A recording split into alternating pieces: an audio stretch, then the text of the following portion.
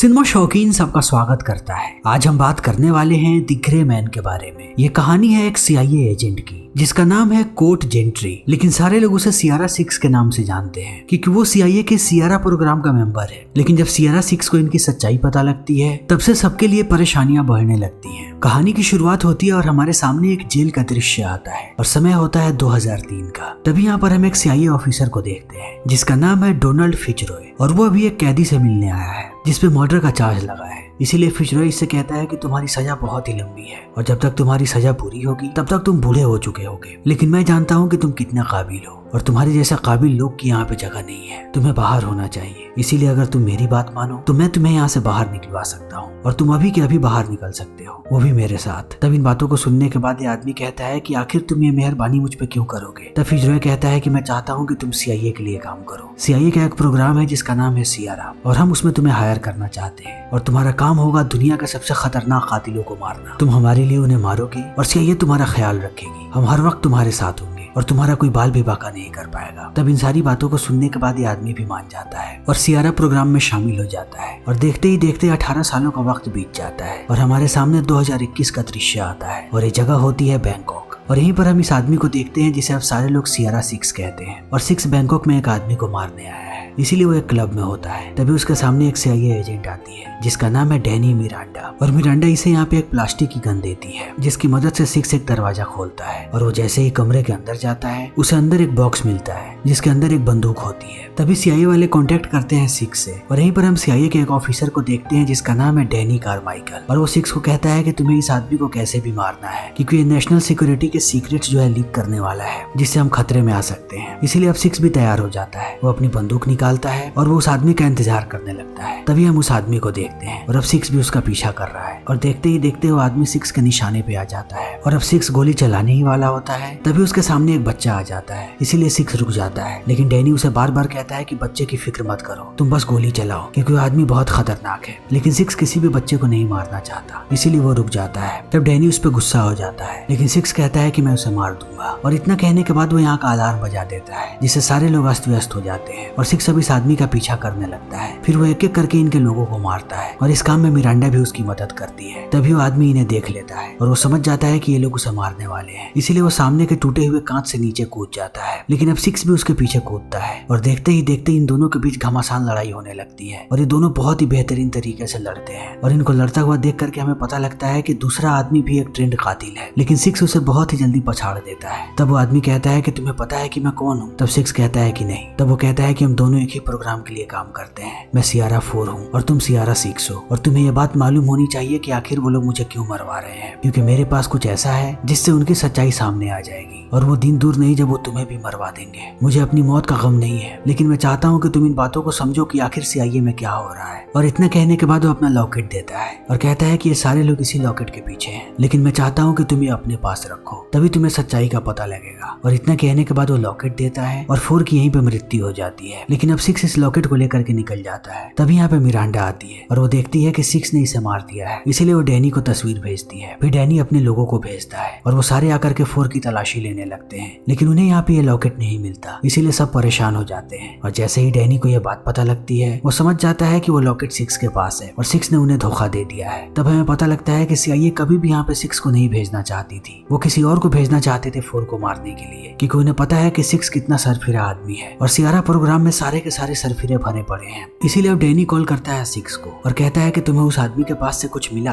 लेकिन 6 यहाँ पे झूठ बोलता है। लेकिन 6 को अब उस लॉकेट के अंदर से एक पेन ड्राइव मिलता है और उस पेन ड्राइव में कुछ तस्वीरें होती है लेकिन कुछ फाइल को यहाँ पे 6 एक्सेस नहीं कर पाता है क्योंकि वो इनक्रिप्टेड होती है, इसीलिए 6 पेन ड्राइव को अपने पास रख लेता है। तभी उसे मिरांडा कॉल करती है और कहती है कि बैंकॉक से निकलने का टाइम आ चुका है और टीम हमें लेने आई हुई है। तब 6 कहता है कि मैं तुम्हारे साथ नहीं जा रहा, तुम लोग निकल जाओ। तब मिरांडा को भी उस पर शक होने लगता है कि 6 जरूर कुछ छुपा रहा है। तभी 6 कॉल करता है फिचरॉय को और उसे पूरी बात बताता है। तब फिचरॉय कहता है कि अब तुम्हें बहुत संभल के रहना पड़ेगा, मैं तुम्हें वहां से निकलवाने की कोशिश करता हूँ। तभी हम डैनी को देखते हैं जो CIA के एक और ऑफिसर से बात कर करता है जिसका नाम है सुजेन। और अब सुजेन बहुत ही ज्यादा परेशान है और वो डैनी को डांटने लगती है और कहती है कि तुमने सिक्स को वहाँ पे क्यों भेजा। पूरी दुनिया जानती है कि सिक्स कितना सरफिरा आदमी है और अब वो हमारी मुसीबतें बढ़ाएगा। तब इन बातों को सुनने के बाद डैनी कहता है कि मुझे पता है कि एक सरफिरे को पकड़ने के लिए दूसरे सरफिरे को बुलाना पड़ेगा, इसीलिए अब मैं लॉयड हैंसन को बुला रहा हूँ। तब हैंसन का नाम सुनने के बाद सुजेन चौंक जाती है और कहती है कि वो बहुत ही सरफिरा आदमी है, अगर वो ये काम करेगा तब हर जगह सिर्फ और सिर्फ तबाही होगी, वो एक साइको है। लेकिन डैनी कहता है कि हमारे पास दूसरा कोई भी रास्ता नहीं है। तभी हम हैंसन को देखते हैं और हैंसन यहाँ पे एक आदमी को टॉर्चर कर रहा होता है। तब हमें पता लगता है कि हैंसन कितना बड़ा साइको है। वो भी कभी CIA में हुआ करता था, लेकिन उसकी पागलपंती को देखने के बाद सबने उसे CIA से निकाल दिया। फिर भी वो अपने हरकतों से बाज नहीं आ रहा और अब वो अपनी प्राइवेट एजेंसी चलाता है और वो सारे के सारे गैर कानूनी काम करता है और दिन प्रतिदिन उसका पागलपन बढ़ते ही जा रहा है। इसीलिए सारे लोग हैंसन के नाम से भी कांपते हैं। तभी हैंसन को यहाँ पे डैनी का कॉल आता है और डैनी उसे कहता है कि तुम्हें सियरा 6 को मारना है और उसके पास हमारी एक जरूरी चीज है, उसे वापस लेकर के आना है और मैं तुम्हारे पास सुजेन को भेज रहा हूँ। तब इस बात को सुनने के बाद सुजेन चौंक जाती है और कहती है कि मैं उस पागल आदमी के पास नहीं जाऊंगी। तब डैनी कहता है कि अगर तुम उसके पास नहीं गई तब वो और भी ज्यादा तबाही मचाएगा, इसीलिए तुम उसके पास जाओ और सिर्फ अपने काम को पूरा करवाओ। तभी हम 6 को देखते हैं जो पहुंचता है एक प्लेन के पास और फिजरोय ने इस प्लेन को भेजा हुआ है, इसीलिए वो अंदर चला जाता है और अब मिरांडा भी पहुंचती है अपने एक्सट्रैक्शन पॉइंट पे। तब डैनी कहता है कि अब तुम्हें पहले वाले प्लेन में नहीं बैठना और इतना कह के वो उसे एक दूसरे प्लेन में बैठा देता है। तभी हम फिजरोय को देखते हैं और अब उसके पास हैंसन पहुंच जाता है। हैंसन जानता है कि 6 अगर किसी से सबसे करीब है तो फिजरोय ही है, इसीलिए वो फिजरोय से पूछता है कि बताओ कि 6 कहाँ पे है। तब फिजरोय मना कर देता है। तब हैंसन उसे धमकाने लगता है और वो अपने फोन में एक तस्वीर दिखाता है जिसमें फिजरोय को पता लगता है कि इन लोगों ने उसकी भतीजी को किडनैप कर लिया है। इसीलिए अब हैंसन यहाँ पे कहता है कि अगर तुमने 6 का पता नहीं बताया तब मेरे आदमी से जल्दी ही मार देंगे। इसीलिए फिजरोय कॉल करता है अपने आदमियों के पास जो 6 को प्लेन में लेकर के आ रहे थे और फिजरोय ने उन्हें कहा है कि वो मार दे 6 को। इसीलिए वो जाते हैं 6 के पास, लेकिन 6 पहले से ही मुस्तैद था, इसीलिए वो सबसे लड़ने लगता है। वो इसके पास आते हैं लेकिन 6 सबको धूल चटा देता है। इसी बीच यहाँ पे गोलियां चलने लगती हैं जिससे प्लेन में छेद हो जाता है और प्लेन क्रैश होने लगता है और एक एक करके सारे लोग नीचे गिरने लगते हैं और इसी बीच एक आदमी पैरासूट से नीचे कूदता है। तब 6 भी नीचे कूद जाता है और वो उसके पैरासूट पे चढ़ जाता है और देखते ही देखते उस आदमी को नीचे गिरा देता है। तभी उस आदमी का फोन बजता है, लेकिन अब 6 उठाता है उस फोन को और फिजरोय से कहता है कि तुम्हारे सारे लोगों को मैंने मार दिया, लेकिन मैं अभी भी जिंदा हूँ, लेकिन मैं समझ नहीं पा रहा कि तुम मुझे क्यों मरवाना चाहते हो। तब फिजरोय कहता है कि हैंसन के पास मेरी भतीजी है, इसलिए मुझे ये करना पड़ रहा है। तभी हैंसन फोन ले लेता है और कहता है कि मुझे वो ड्राइव चाहिए जो तुम्हारे पास है। तब 6 कहता है कि मेरे पास कोई भी ड्राइव नहीं है और इतने कहने के बाद वो फोन काट देता है। तब हैंसन कहता है कि अब मैं इसे सबक सिखाता हूँ और इतना कहने के बाद वो दुनिया के सबसे खतरनाक लोगों को भेजने लगता है 6 के पास ताकि वो लोग उसे मार दे। लेकिन फिजरोय यहाँ पे फिर से हैंसन को आगाह करता है और कहता है कि तुम्हें पता नहीं है कि 6 कौन है और 6 क्या कर सकता है, इसलिए तुम्हें चौकन्ना रहना चाहिए। तब हैंसन कहता है कि शायद तुम्हें पता नहीं कि मैं कितना खतरनाक हूँ। तभी हम 6 को देखते हैं जो अब ट्रेवल कर रहा है। तभी कहानी जाती है 2 साल पहले और हम फिजरोय को देखते हैं 6 के साथ और फिजरोय 6 को कहता है कि मैं बाहर जा रहा हूँ, लेकिन कुछ लोगों को मेरे हांगकांग वाले घर के बारे में पता चल गया है और वहाँ पे कभी भी हमला हो सकता है। लेकिन वहाँ पे मेरी भतीजी अकेली है जिसका अभी अभी इलाज हुआ है और उसके सीने में पेसमेकर लगा हुआ है। इसलिए वो 6 को कहता है कि मैं चाहता हूँ कि तुम हांगकांग जाओ और उसकी देखभाल करो कि उस पर कोई भी हमला ना करे। इसीलिए अब 6 पहुंचता है हांगकांग और हम फिजरोय की भतीजी को देखते हैं जिसका नाम है क्लेयर। इसीलिए अब 6 उसके साथ रहने लगता है और धीरे धीरे 6 भी इस बच्ची को पसंद करने लगता है। तभी एक रात ये बच्ची बेहोश हो जाती है। तब 6 उसे लेकर के जाता है हॉस्पिटल और उसे पता लगता है कि इसका अभी अभी ऑपरेशन हुआ है, इसीलिए इसकी हालत इतनी नाजुक है। लेकिन वो उसे लेकर के घर चला आता है और समय ऐसे ही बीतने लगता है। तभी एक रात कुछ गुंडे इस घर में घुस आते हैं, लेकिन 6 हमेशा की तरह मुस्तैद था, इसीलिए वो देखते ही देखते इन सबको मार गिराता है और यहीं पे क्लेयर उसे देख लेती है और उसे पता लगता है कि 6 कितना खतरनाक आदमी है। तभी कहानी आती है वर्तमान समय में और हमारे सामने वियना का दृश्य आता है और हम देखते हैं कि अब 6 वियना आ चुका है। फिर 6 जाता है सोसा नाम के एक आदमी के पास जो नकली पासपोर्ट्स बनाता है, इसीलिए वो उसे बहुत सारे पैसों की लालच देता है और कहता है कि मुझे कुछ चीजें चाहिए। तब सोसा भी उसे अंदर घर में बुला लेता है। तब 6 उसे कहता है कि मुझे एक पेसमेकर को ट्रेस करवाना है और इतना कहने के बाद वो फिजरोय का नाम बताता है, इसीलिए सोसा उस पेसमेकर को ट्रेस कर लेता है और 6 को उसकी लोकेशन भी पता लग जाती है। तब वो पासपोर्ट बनवाने लगता है और सोसा उसे फोटो खिंचवाने के लिए खड़े होने के लिए कहता है, लेकिन जिस जगह पे 6 खड़ा होता है उसके अंदर एक खाई होती है और सोसा उसे खाई में गिरा देता है और कहता है कि मुझे पता है कि तुम्हें कितने खतरनाक लोग ढूंढ रहे हैं और अब मुझे $50 मिलियन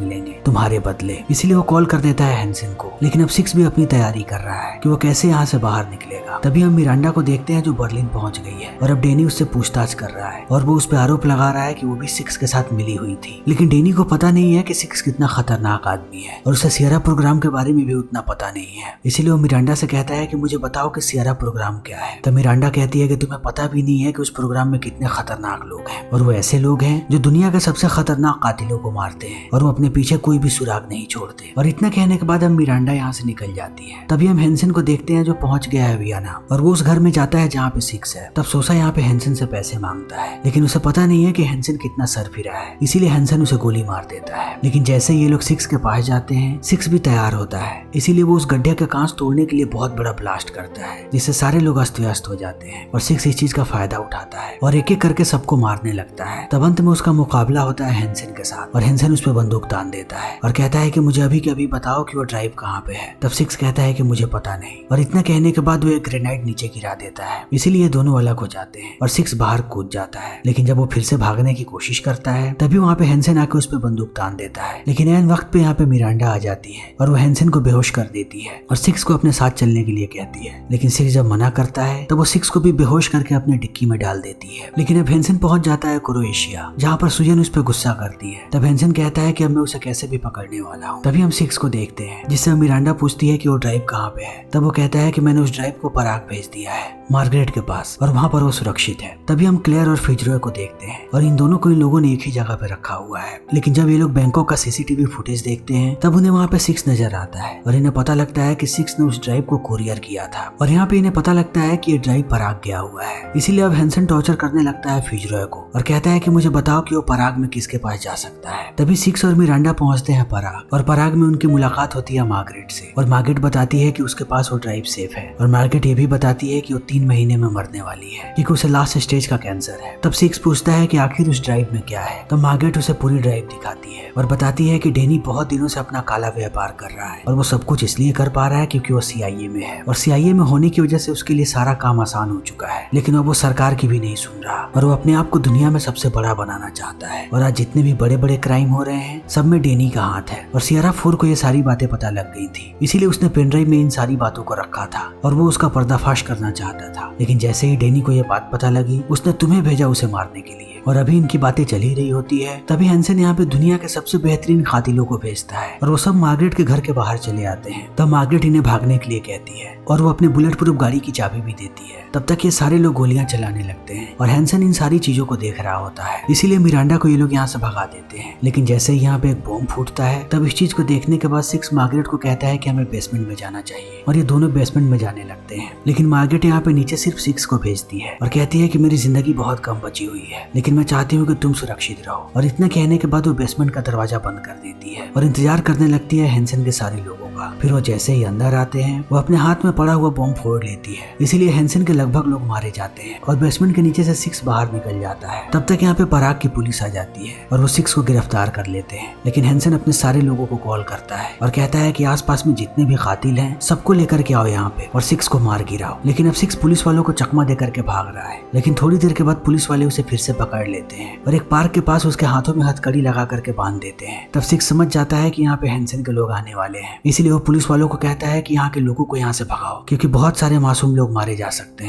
लेकिन पुलिस वाले उसकी बात नहीं सुनते। तब सिक्स यहाँ पे गोलियां चलाने लगता है जिसे देख करके सारे लोग भाग जाते हैं। लेकिन अब यहाँ पे हेंसन के लोग चले आते हैं और वो सब पे अंधाधुंध गोलियां चलाने लगते हैं और देखते ही देखते वो सारे के सारे पुलिस वालों को मार देते हैं। और जब वो सिक्स को मारने आते हैं तब सिक्स यहाँ पे फिर से भागने लगता है और अब पूरे शहर में खौफ का माहौल है, जिसे देखने के बाद सुजैन डर जाती है और कहती है कि इन सबका जवाब अब CIA को देना पड़ेगा। लेकिन अब सिक्स भागते जा रहा है और लोग उसके पीछे हैं। तभी यहाँ पे मिरांडा भी आ जाती है गाड़ी लेकर के, लेकिन अभी सिक्स उसकी गाड़ी में नहीं आता और वो एक एक करके सारे लोगों को मारने लगता है और एक के बाद एक यहाँ पे ब्लास्ट ऐसे ही होते रहता है और लास्ट में सिक्स एक बहुत बड़ा ब्लास्ट करता है। उसके बाद आ जाता है मिरांडा के पास। तभी हेंसन देखता है कि उसके सारे लोग मारे गए हैं, इसीलिए सुजैन परेशान हो जाती है। तब हेंसन कहता है कि अभी मेरा एक दोस्त दोस्त बचा है, मेरा सेक्सी तमिल दोस्त जिसका नाम है लोन उल्फ। इसीलिए हैंसन अब उल्फ को कॉल करता है और उल्फ कहता है कि मैं उनके पीछे ही हूँ। तभी हम मिरांडा और सिक्स को देखते हैं जो यहाँ के हॉस्पिटल में जाते हैं ताकि वो क्लेयर के पीसमेकर को ट्रेस कर सके और उसका करंट लोकेशन पता कर सके। फिर वो अंदर जाते हैं और उन्हें पता लगता है कि क्लेयर अभी क्रोएशिया में है। तभी इन पे उल्फ हमला कर देता है। ये बार बार उल्फ को मारने की कोशिश करते हैं लेकिन उल्फ इन दोनों पे भारी पड़ता है और ये चाह करके भी उल्फ को नहीं मार पाते और अंत में उल्फ इन दोनों को घायल कर देता है और सिक्स का लॉकेट छीन लेता है जिसके अंदर ड्राइव है और यहाँ से भागने लगता है। तभी बाहर पुलिस वाले उसे पकड़ लेते हैं लेकिन उल्फ को यहाँ पे पुलिस वाले भी वश में नहीं कर पाते। वो उन्हें भी मार करके एक बाइक से भागने लगता है। तब ये दोनों उसका पीछा करते हैं लेकिन वो यहाँ से निकल जाता है। लेकिन अब ये दोनों बहुत ही ज्यादा घायल हैं, इसीलिए अपने घाव का उपचार कर रहे होते हैं। तब मिरांडा यहाँ पे सिक्स से पूछती है कि तुम जेल क्यों गए थे। फिर वो बताता है कि मेरे पिता बहुत ही जालिम थे, वो बार बार मेरे छोटे भाई को मारा करते थे और ऐसा लगता था कि आज वो उसे खत्म कर देंगे। और एक ऐसा ही दिन था जब मुझे लगा कि आज मेरा छोटा भाई नहीं बचेगा और मेरे पिता उसे मार देंगे। इसीलिए अपने भाई को बचाने के लिए मैंने अपने पिता को मार दिया और उसके लिए मुझे जेल हो गई। तभी हम उल्फ को देखते हैं जो पहुंचता है हैंसन के पास और वो उसे ड्राइव दे देता है। लेकिन अब सिक्स और मिरांडा को भी पता है इनका लोकेशन, इसीलिए ये लोग भी यहाँ पे चले आते हैं। तभी हमें पता लगता है कि हैंसन अब सबको मारने वाला है, यहाँ तक कि उस छोटी बच्ची को भी। लेकिन उल्फ को ये चीज पसंद नहीं कि कोई छोटी बच्ची को मारे। तभी सिक्स और मिरांडा यहाँ पे ब्लास्ट करना शुरू कर देते हैं और वो एक एक करके सब पे हमला करते हैं। तब फिजरो अपनी भतीजी के साथ एक कमरे में छुप जाता है। तभी यहाँ का दरवाजा खुलता है और अंदर सिक्स आता है, जिसे देख करके फिजरो कहता है कि मुझे पता था कि तुम जरूर आओगे। इसीलिए अब सिक्स इन दोनों को लेकर के बाहर निकलने लगता है और अब हर जगह गोलियां चलने लगती हैं। मिरांडा हर जगह से ब्लास्ट कर रही होती है और सिक्स भी अपने सामने जितने लोगों को पाता है उन्हें ढेर कर देता है, जिससे हैंसन की परेशानियां बढ़ने लगती हैं। लेकिन अब ये लोग बिल्डिंग के ऊपर चले जाते हैं। तब इन पे अंधाधुंध गोलियां चलने लगती है और एक गोली आकर के लग जाती है फिजरो को। तो फिजरो यहाँ पे सिक्स को कहता है कि तुम क्लेयर को लेकर के जाओ, मुझे पता है कि अब मैं नहीं बचने वाला। तब इन बातों को सुनने के बाद सिक्स क्लेयर को लेकर के जाने लगता है और वो उसे लेकर के पानी में कूद जाता है। तभी हैंसन आता है फिजरो के पास। तब वो देखता है कि फिजरो के हाथ में एक ग्रेनेड है और फिजरो उस ग्रेनेड को ब्लास्ट कर देता है और यहाँ पे एक बहुत बड़ा धमाका होता है। तभी उल्फ मिरांडा से लड़ने लगता है और इन दोनों के बीच बहुत देर तक लड़ाई होती है और उल्फ मिरांडा को नीचे गिरा देता है। लेकिन अंत में वो उसे कहता है कि मैं तुम्हें मारना नहीं चाहता और इतना कहने के बाद वो उसे ड्राइव भी दे देता है और कहता है कि मैं इन जैसे लोगों के साथ काम नहीं करता जिनका कोई भी उसूल ना हो। और इतना कहने के बाद उल्फ यहाँ से चला जाता है। तभी हैंसन हमला कर देता है सिक्स पे और ये दोनों लड़ने लगते हैं।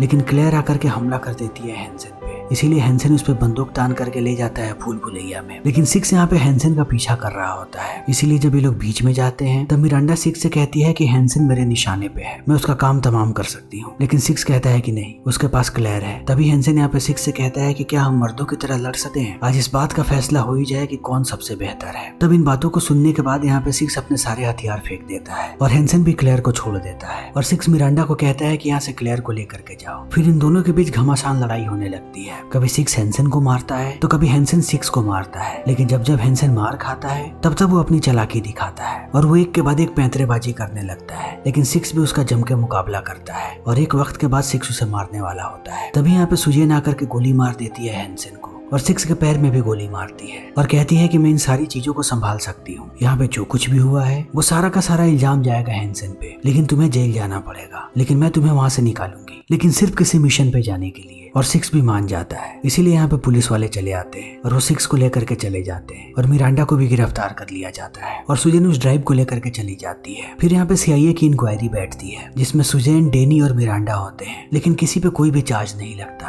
क्योंकि अभी भी CIA को सच्चाई का पता नहीं है कि डेनी अब तक क्या कर रहा था और मिरांडा ने भी कुछ नहीं बताया। फिर सारे लोगों के जाने के बाद हमें पता लगता है कि आखिर मिरांडा ने कुछ क्यों नहीं किया, क्योंकि मिरांडा चाहती है कि क्लेयर कैसे भी सुरक्षित रहे। तभी सुजेन और डेनी जाते हैं उस हॉस्पिटल में जहाँ पे सिक्स को रखा गया है और अब ये लोग सिक्स का काम तमाम करने वाले हैं। लेकिन जैसे ही ये लोग अंदर जाते हैं इन्हें पता लगता है कि सिक्स यहाँ से भाग चुका है। तभी हम क्लेयर को देखते हैं जिसे CIA ने बंधक बना करके रखा हुआ है। लेकिन क्लेयर को यहाँ पे एक CD मिलती है जिसपे लिखा होता है कि गाने को तेज बजाओ। फिर वो गाना तेज बजा देती है और देखते ही देखते यहाँ के सारे लोग मरने लगते हैं और अंत में यहाँ पे क्लेयर के सामने आता है सिक्स और कहता है कि चलने का समय हो चुका है और ये दोनों एक साथ निकल जाते हैं और इसी के साथ ये मूवी यहीं पे खत्म हो जाती है। तो दोस्तों हमारी आज की ये वीडियो यहीं पे खत्म होती है। अगर आपको हमारी ये वीडियो पसंद आई हो तो इसे लाइक करें, शेयर करें और चैनल को सब्सक्राइब करें। Thank you.